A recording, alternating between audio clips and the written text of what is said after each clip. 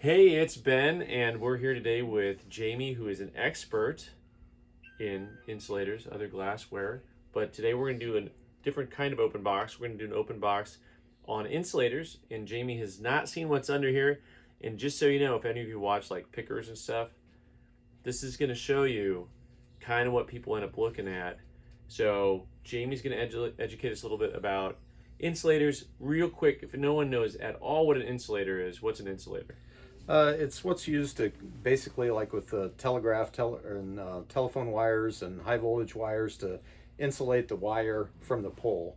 In the old days, you didn't want the pole to burn down, so you had to have some way of keeping the pole from burning down from the wire, and that's how they developed insulators, basically. All right, or electricity. Yep. So we can thank Thomas Edison for the Yep. insulator.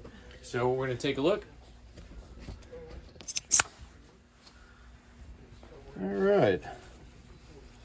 Well, Now, mind you, I actually threw some water on the top of these so that they're not too destroyed, but you can tell we definitely have a lot of leaves and stuff. I didn't see anything crawling.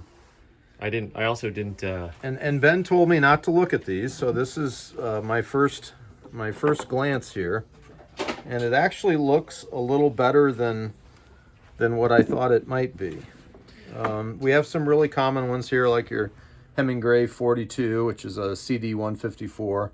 So you're identifying it like we would identify R2D2, right? Like, Yeah. So these are just real common. Yeah, these are very common And here. when you use all those numbers, you're referring to. We're referring to the numbers that are in this particular book here, which lists all the different styles of insulators and the CD numbers associated with them. So is that like the red book or the This Bible? is kind of like the red book for insulators. Yeah. So this is by Donald Briel. Now here's a piece that doesn't look unusual, but it is, because this particular insulator, Hemingway 19, which is a CD 162, typically would have drip points, which are these little guys here.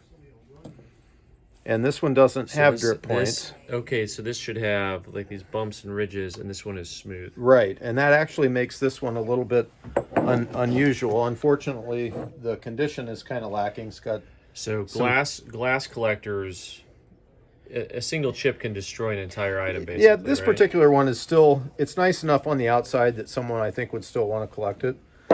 So then on stuff like this, if you go to an insulator show, which still happens, these guys here lots of times end up on a free table. Is that right? That's correct. So if you go to an insulator show, you can literally just go and pick some of these up from people for free. Yeah, especially a lot of the larger shows out east have a lot of free tables.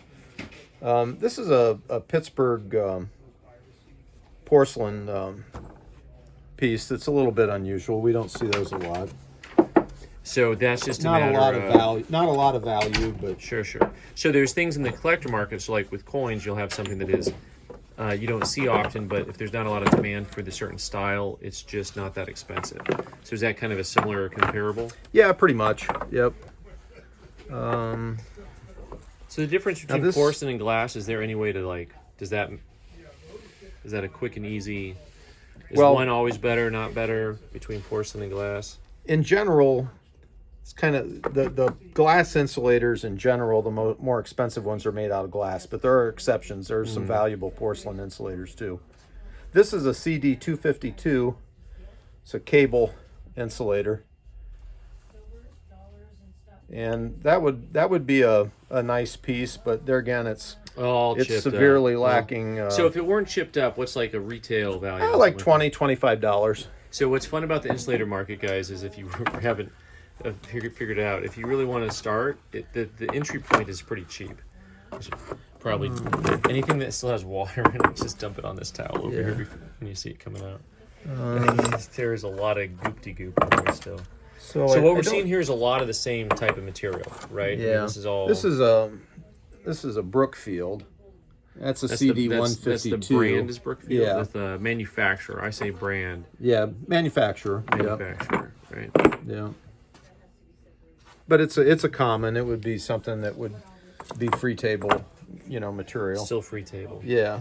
Now these are made in California here. That's a CD 106 McLaughlin.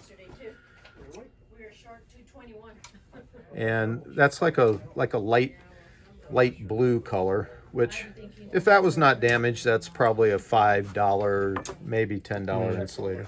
And so, lots of people I know use these, they repurpose them, to make lamps and stuff. That seems to be like the new move for that type of stuff. So Now,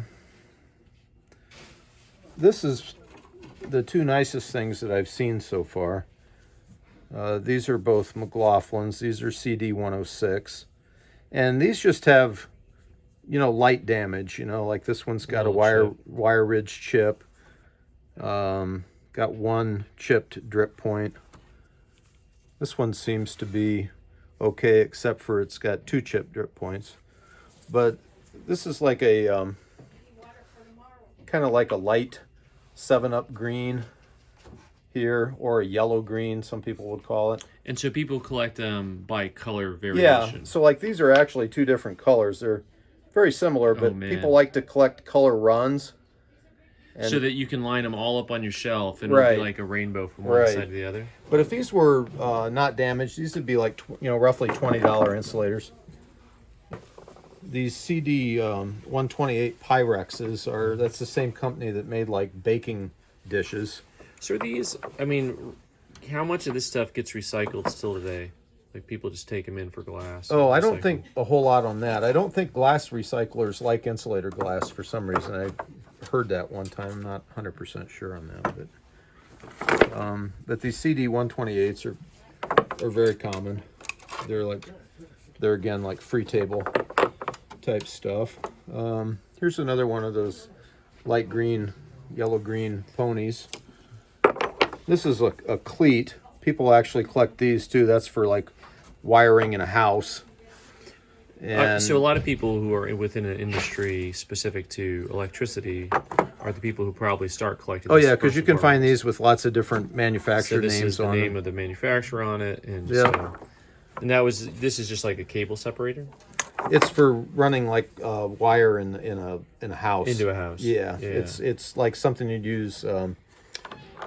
But they're available when you're like wiring a house. They're available for just a few bucks, right? Oh yeah, yeah. This style is called a beehive. That's a CD 145. They're again real common. I thought it was because there's a bee inside of it. I thought he was going to make a joke right now. No. And here's another beehive. This one, let's see. You see the little bit different shade on those. Yeah. Trying to see.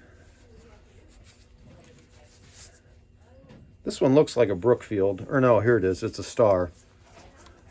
So the stars are thought to be General Electric. Okay. And that's a CD 145 again, same design. So are these... this would be about a $3 to $5 insulator. So are these generally cleaned? You just wash them off and... Yeah, I use wood bleach, which is oxalic acid. I use that to clean them. Is that a general clean? That's what a lot of people use. Sounds like something you got to be careful with. It's not too bad. Some people use muriatic acid, which you have to be a lot more careful with. Let's see here. And then the bottom half of this looks like it's a lot of the same type of stuff. Yeah, this is all kind of the same over here. I'm kind of intrigued by this kind of darker colored one here. Let's see what. Oh, it's just got a lot of dirt on it. It's right. Yeah. Darker and dirt are two different things. This is yeah, so these are all CD 106 Hemingways, which are real common. And yeah, that's pretty much it. So this is the type of thing. There's one other one here I was going to point out. This is like actually a pretty glaze. It looks like a rook. Yeah, that's a pretty glaze there on that porcelain. So once again, like I'm used to coins, so the finish, if this was not damaged, the patina on something is valuable. You might get $5 for it if it was. Wow. So, but so here you're talking about stuff that's fun, it's interesting, it's historical, but also all this stuff is like super inexpensive. And is there anything that's like insulators that are valuable? You know, I mean, we're talking about these. Oh are yeah, all there's 3 to 5. insulators worth thousands of dollars. It's just unfortunate that you don't have any of them here. that's right. That's right. Well, you know, as dealing in coins, I know how that goes. But what a lot of this type of stuff is good for, there's some people that like to do outside displays. Yeah. And so this is something that would be good for an outside display because it's cheap color and the damage is not too Yeah. bad. So if it's up in the air in someone's backyard, it looks pretty. Yeah.